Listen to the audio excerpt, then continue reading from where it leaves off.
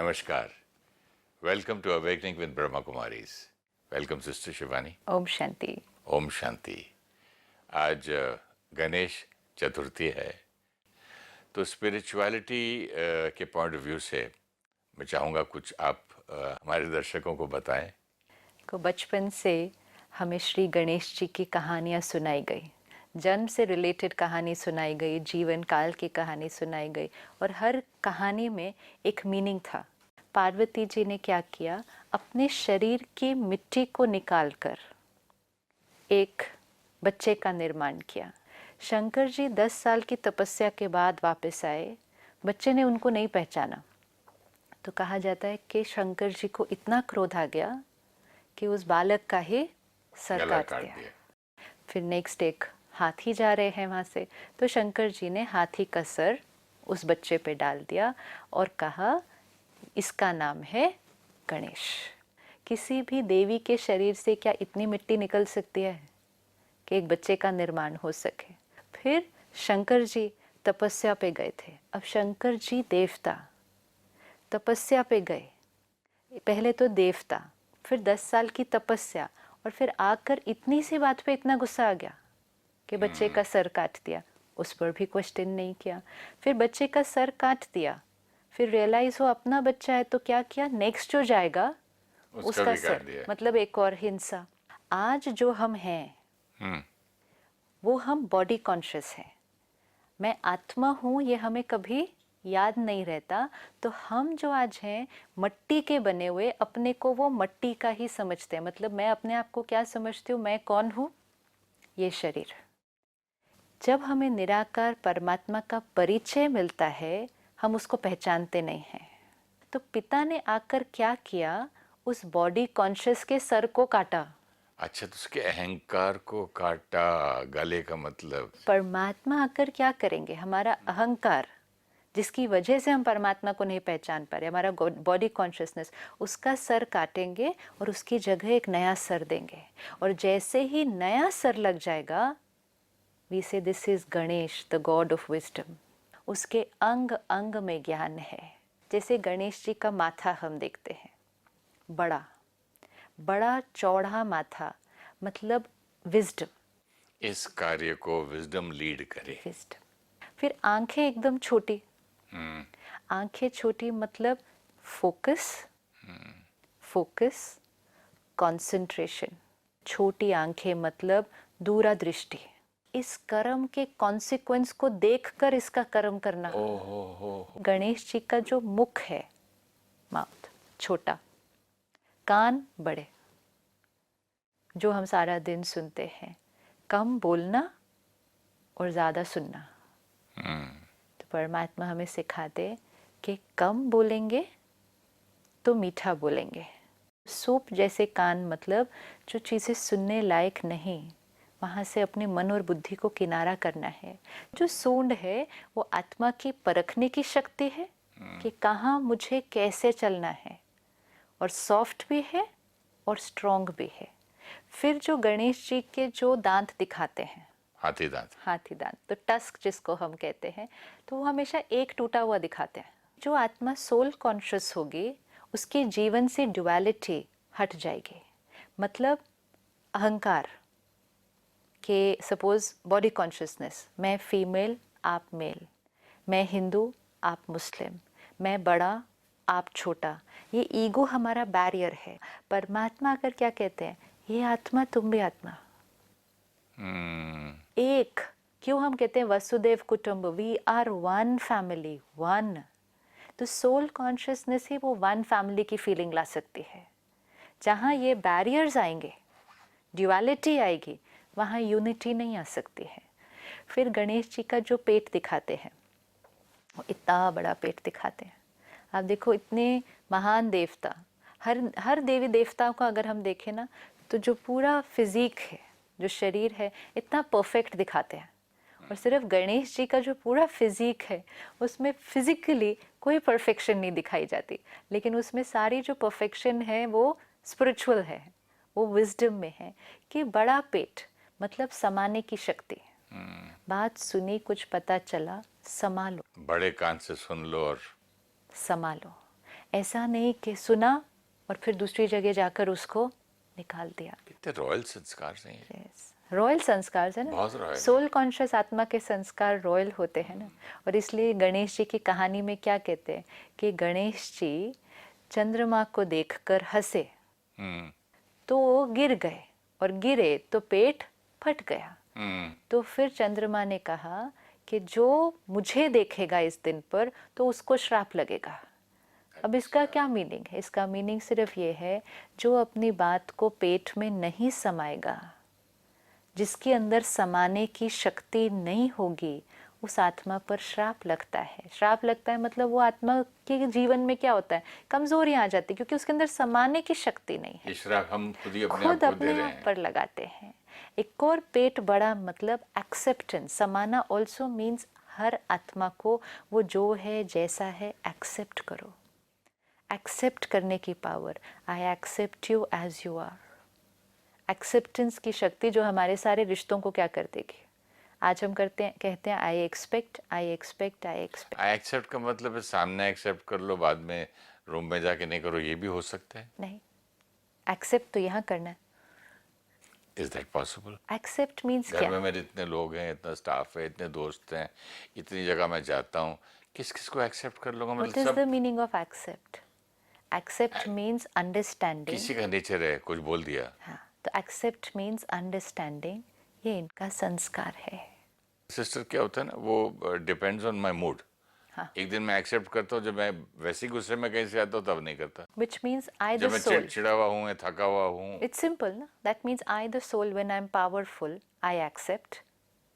When I'm weak, I'm not able to accept. इसीलिए आपने कहा मेरे मूड पे डिपेंड करता है। तो इसका मतलब एक्सेप्टेंस की पावर हमारे अंदर है। लेकिन कभी है कभी नहीं है, कभी है कभी नहीं और है, किसी के साथ है किसी के साथ नहीं लेकिन है। शक्ति है। छोटा बच्चा आके मेरे गिटार पे उस दिन धाड़ धुड़ धुड़ मार रहा है, नहीं बेटा ऐसे नहीं करते। क्यों? कितने प्यार से। क्यों? ये कोई क्योंकि आपको उससे कोई एक्सपेक्टेशन नहीं है, क्योंकि आपको अंडरस्टैंडिंग है। ये छोटा है, इसको थोड़ी समझ है। 40 साल का आदमी और 40 दिन का बच्चा सेम एक्सेप्ट करूं मैं? एक मिनट, क्यों एक्सेप्ट किया? क्योंकि बच्चा है। अंडरस्टैंडिंग, बच्चा है, अंडरस्टैंडिंग बच्चा है, तो इसको नॉलेज नहीं है कि इसको, तो जहाँ अंडरस्टैंडिंग है वहाँ एक्सेप्टेंस है। सिमिलरली हर एक को जो मिले, आत्मा है, लंबी यात्रा पर आई है, अनेक अनेक परिस्थितियाँ अनेक जन्मों में हुई, अनेक संस्कार बने। Understanding, understanding. मेरे से इसकी यात्रा डिफरेंट थी, तो मेरे से इसके संस्कार भी क्या होंगे, डिफरेंट होंगे। तो आई वो जो एक्सेप्ट, चाहे बोल ले। No no, I accept their संस्कार। वैसे भी जो वो बोल रहे हैं आप उसको रोक तो सकते नहीं। आप क्या रोक सकते हैं कि उसके व्यवहार करने के बाद अपने चिंतन को समझा के रोक सकते हैं, उनको थोड़ी रोक सकते हैं। रोक किसको सकते हैं? आप मुझे अभी कुछ कह दो, मैं रोक थोड़ी सकती हूँ आपको। फिर ये थॉट आता है कि मैं आज नहीं रोकूंगा तो इनका ये संस्कार और बनता जाए, पक्का बच्चे सो होता क्या रहेगा। राय देंगे, आप राय देंगे। थोड़ा सा डिफिकल्ट टास्क है। एक्सेप्टेंस किस लिए? अपने चित्त को शांत करने के लिए। मैं आपको देख देख कर आपके बारे में सोचती रहूँ, नहीं आपको ऐसे करना चाहिए था, ऐसे, लेकिन आपने वो नहीं करना है क्योंकि आपके पास वो संस्कार नहीं है। तो नुकसान किसका हो रहा है? मेरा। सो देन आई एक्सेप्ट, ये आपका संस्कार है। फिर I give you an opinion, एक राय, कि मुझे लगता है कि आपको ऐसा करना है। लेकिन फिर राय देने के बाद हम और क्या कर सकते हैं? और तो कुछ भी नहीं कर सकते। वो शायद पढ़ के बोले या लिख के भी दूं तो राय, इनको तो इसके अलावा कोई काम ही नहीं, सारा दिन राय देते रहते। कोई बात नहीं, उसके बियॉन्ड हम कुछ कर भी नहीं सकते।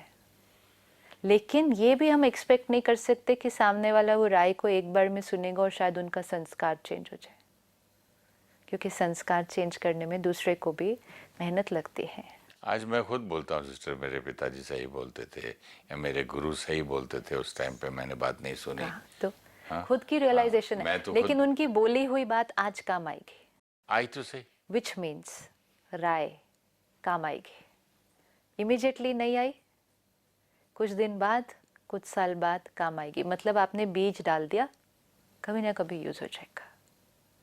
लेकिन उसके बियॉन्ड आप बीज डाल के समझो कि फोर्सफुली वो उसी दिन पौधा उग जाए, ये होगा नहीं, हर बीज हाँ, को बीज अलग जब अलग, हम बोते हैं तो कितने प्यार से मिट्टी नरम और करके, हर एक को अलग अलग टाइम और लगता है। टाइम नहीं देखते हैं कि ज़्यादा कड़कती धूप ना हो, बारिश तूफान ना हो, मतलब नर्चर, प्रोटेक्शन से, प्यार से मिट्टी इतनी नरम सॉफ्ट करके उसमें थोड़ा सा सब, नर्चर, मतलब नर्चर करना पड़ेगा हाँ, उसको।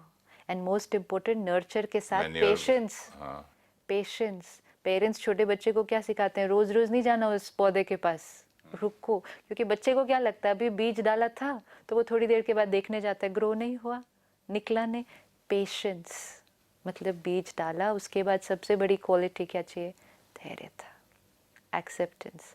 इसीलिए पेट बड़ा, और जिसका ये पेट बड़ा नहीं होगा, जो एक्सेप्ट नहीं कर पाएगा दूसरों को, वो दुखी रहेगा, फटेगा। श्राप अपने आप को देगा क्योंकि वो दुखी रहेगा।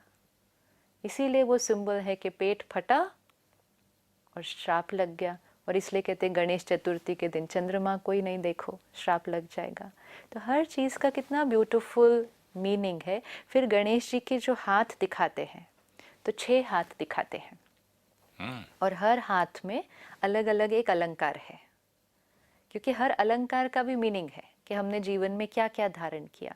जो वाइस सोल है उसके हाथ में एक्स दिखाते हैं, कुल्हाड़ी दिखाते हैं। कुल्हाड़ी से हमें क्या करना है, हमें अपने पुराने संस्कार और हमारे पास्ट कार्मिक अकाउंट, कट उनको कर। काटना है। तो जैसे ही परमात्मा ज्ञान की बुद्धि देते हैं, तो हम अपने पास्ट कार्मिक अकाउंट को क्या करना शुरू करते हैं, खुद ही कटते हैं। हाँ काटते हैं, खुद ही नहीं कटता, ज्ञान से नहीं कटेगा, ज्ञान ज्ञान से अभी कटेगा। लाइट डालेंगे अंधेरे में, अंधेरा तो खुद ही हटेगा। क्योंकि अब हम क्या करेंगे, वो पास्ट कार्मिक अकाउंट आएगा, लेकिन हम उसको फेस एक नए अलग तरह तरीके से से करेंगे, करेंगे। ज्ञान की बुद्धि के कारण। तो जैसे हमने उसको एक अलग तरह से फेस किया, हमने पास्ट के अकाउंट को क्या किया, काट दिया, एक्सेप्टेंस वाले तरीके से, ज्ञान से एक्सेप्ट किया और फिर कि एक नए ठीक है। तरह से रिस्पॉन्ड किया ना, जैसे आपने बोला ना, बच्चे को एक्सेप्ट किया, एक्सेप्ट। तो वैसे बड़े को भी करने जैसे कोई लगे। बात आई, पहले हम रिएक्ट कर देते, अब हम प्यार से बात करके रिस्पॉन्ड करते हैं, पास्ट कार्मिक अकाउंट चेंज किया। तो कुल्हाड़ी सारा दिन यूज होती जाएगी, और अपने नेगेटिव संस्कार को भी क्या करेंगे, काटते जाएंगे। फिर गणेश जी के एक हाथ में रस्सी दिखाते हैं। रस्सी मतलब बांधना। जिस आत्मा को इस ज्ञान के मार्ग पे चलना है, मतलब अपने जीवन को इस विजडम के लेवल पर लाना है, उस आत्मा को अपने को मर्यादाओं की रस्सी में बांधना ही पड़ता है। या फिर से बोलेंगे, जिस आत्मा को विजडम के रास्ते पे चलना है, स्पिरिचुअलिटी, मतलब विजडम, अपनी डिवाइन अच्छा रास्ता, क्वालिटीज पर शांत। हाथ चलना है, उस आत्मा को अपने को मर्यादाओं की रस्सी में बांधना ही होता है। मर्यादा। डिसिप्लिन, अच्छा। डिसिप्लिन्ड लाइफ, डिसिप्लिन्ड लाइफ के बिना पावरफुल सोल नहीं बनेगी। डिसिप्लिन, जो भी डिसिप्लिन आप अपने जीवन में सेट करते हैं, चाहे वो खान पान का डिसिप्लिन है, उठने सोने का डिसिप्लिन है, बोलने चलने का डिसिप्लिन है, सत्संग करने का, मेडिटेशन करने का डिसिप्लिन है। डिसिप्लिन जीवन आज में खा लिया, डिसिप्लिन, कल नहीं खाया, फिर ये आज जल्दी डिसिप्लिन सो नहीं, गए। इसीलिए वो रस्सी बहुत इंपॉर्टेंट है।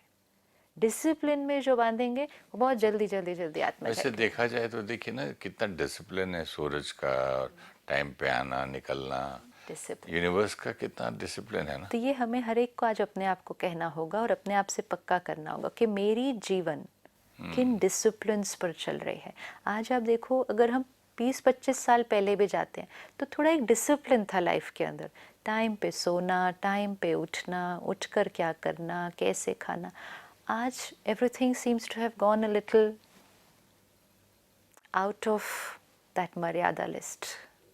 जितना हम out of discipline, out of मर्यादा जाएंगे, आत्मा कमज़ोर होती जाती है। फिर गणेश जी के तीसरे हाथ में त्रिशूल दिखाते हैं। त्रिशूल मतलब 3, पास्ट, प्रेजेंट, फ्यूचर। अच्छा।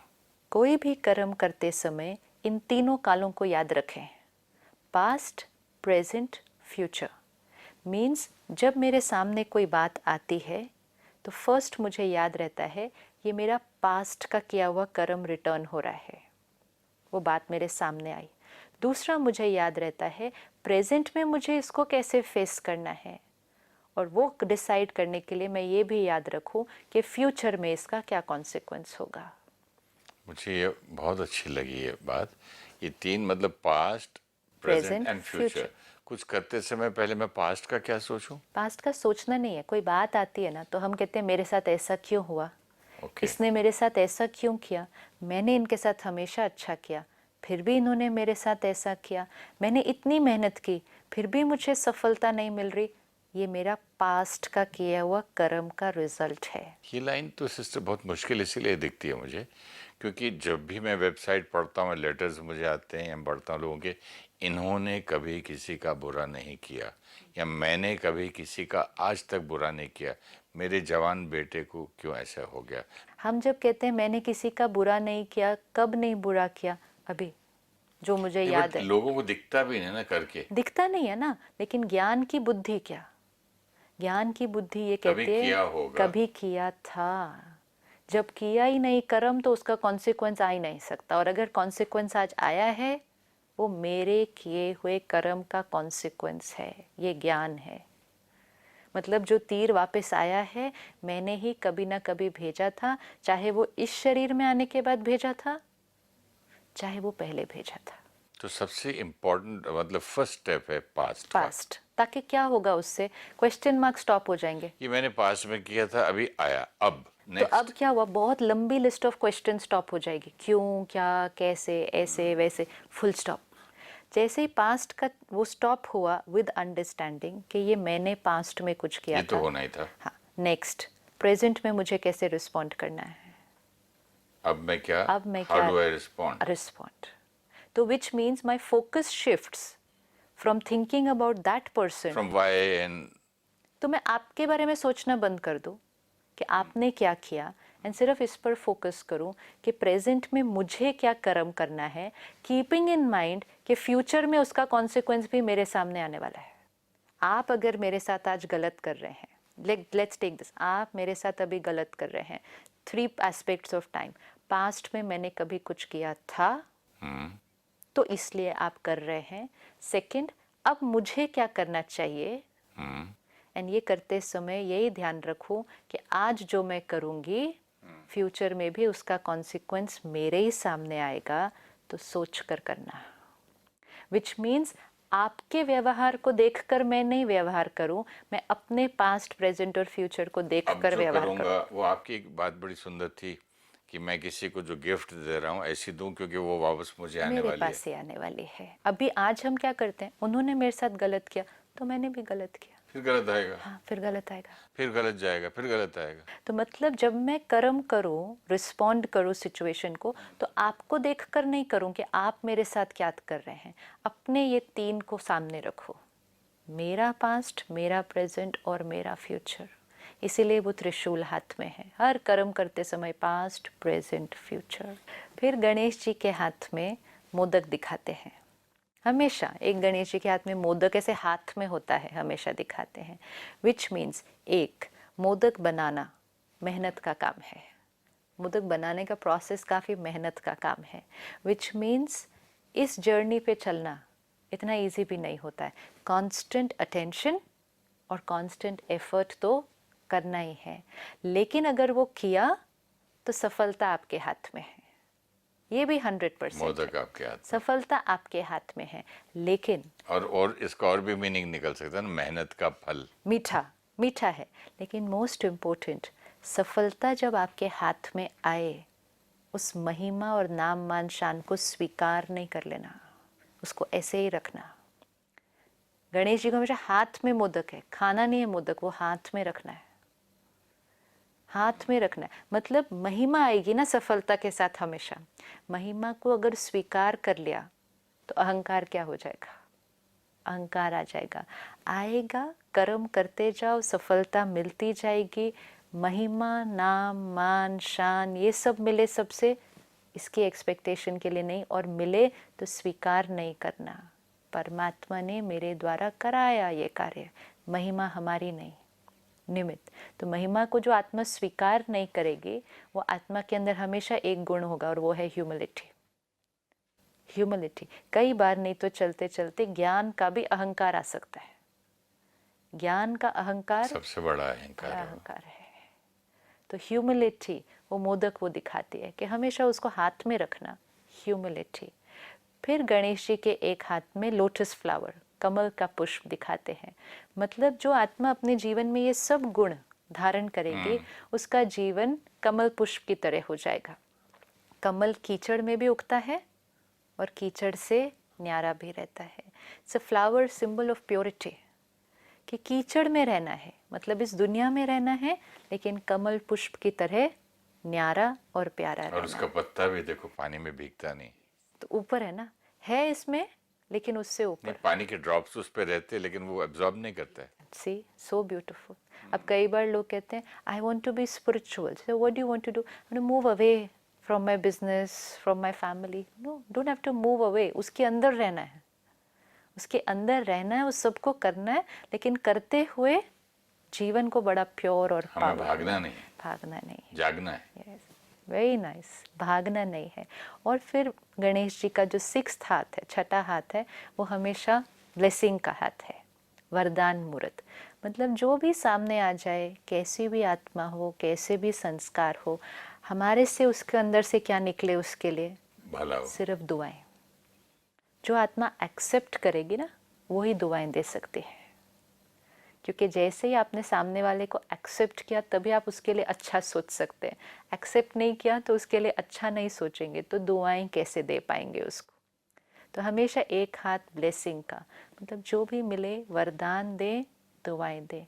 जो आत्मा ये सब कुछ कर लेगी, सारा कुछ, इतना कुछ अपने जीवन में धारण किया, फिर गणेश जी को दिखाते हैं कि उनका आसन कैसा है, बैठे कैसे हुए हैं। एक पाँव ऊपर और एक पाँव नीचे।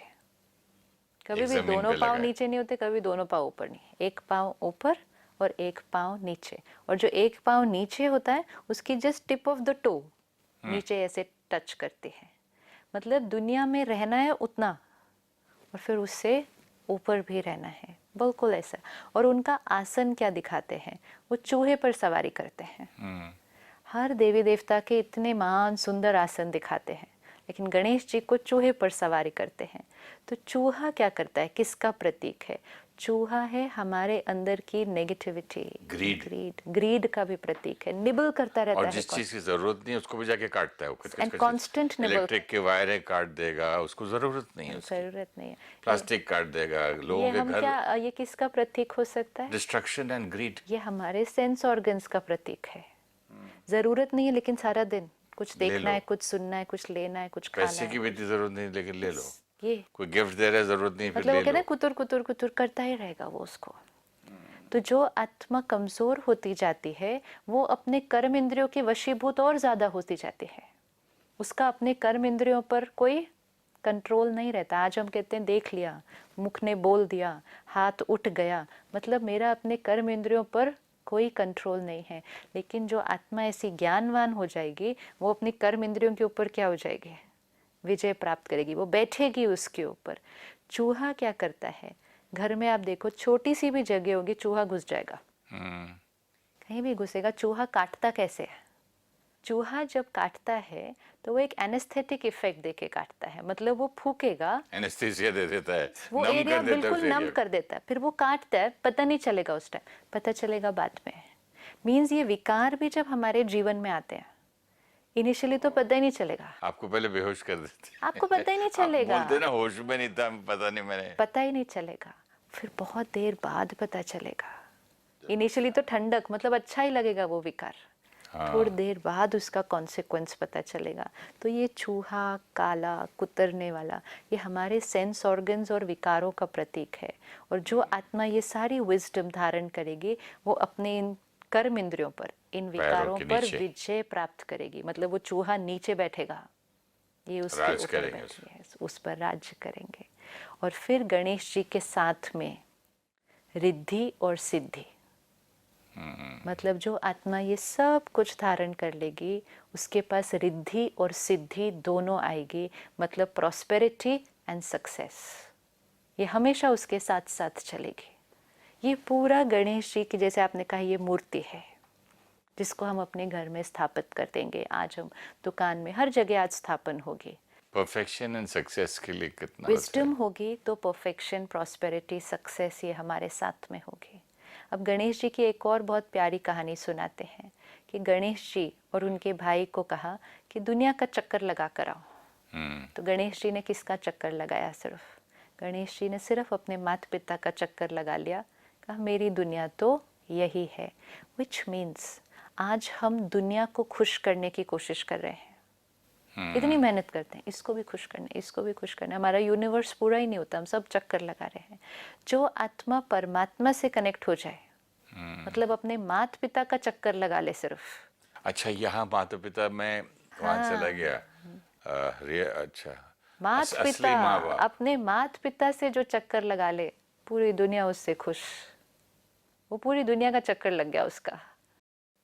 इसीलिए जो महान लोग, जो इनका कनेक्शन भगवान के साथ ही रहते हैं, अपने माता पिता के साथ, उनके लोग जाके चरण छूते हैं कि मुझे आशीर्वाद दे दो, मुझे आशीर्वाद दे दो, क्योंकि उनका कनेक्शन अपने माता पिता के साथ है। ना मतलब yes.